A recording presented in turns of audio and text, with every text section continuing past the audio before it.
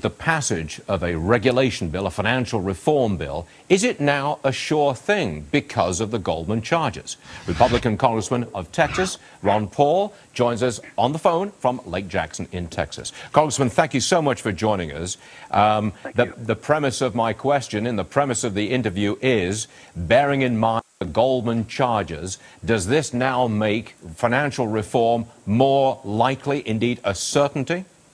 I think so, yes. I don't know about the certainty, but yes, it's more likely, and I always assume there would be more regulations, so this more or less supports that position, which I think is exactly the opposite way to go. I think this whole episode of the SEC now filing charges against Goldman Sachs, it proves the SEC is inefficient. You know, they're supposed to prevent problems, and here they're coming up 3 years late making charges.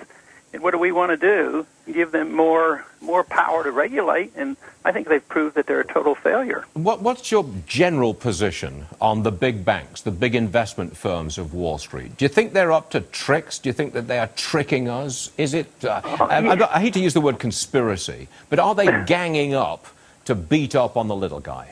Absolutely, and it's the system, and it's the Federal Reserve system of money and banking that invites this.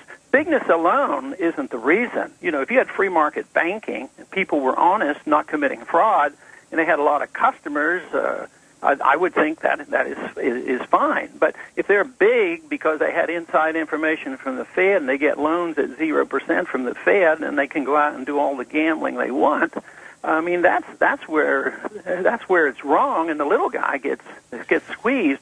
Right now, they're making money on Wall Street, but the little guy has trouble getting a loan, and the people are still losing their houses. So it's rigged against the little person. So to sum it up, you think that we are going to get pretty draconian new regulation of Wall Street, and it's going to happen in the very near future? Always does. It happened in the Depression. It prolonged the Depression. After Enron, we had Sarbanes-Oxley, and yet all the fraud of Enron was taken care of by anti-fraud laws in Texas. They all went to jail. It didn't last nearly this long. And here, when you defend on the SEC, this SEC, like the Federal Reserve, creates the moral hazard. Everybody says, oh, the Federal Reserve is there. They'll take care of us, lender of last resort. SEC, oh, they're out there checking these guys, so they must all be safe. They've given their approval. So it creates all this gambling and speculation.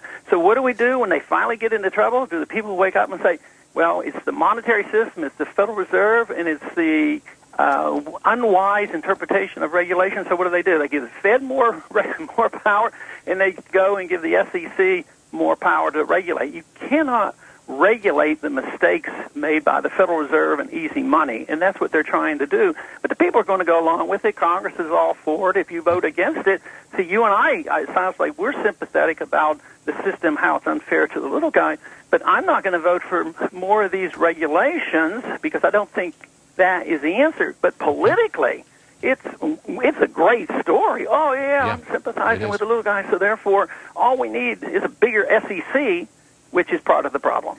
I think it's a political victory for the Obama administration. That's my opinion. I think you share it too. Congressman Ron Paul. We appreciate you being with us, sir. Thank you.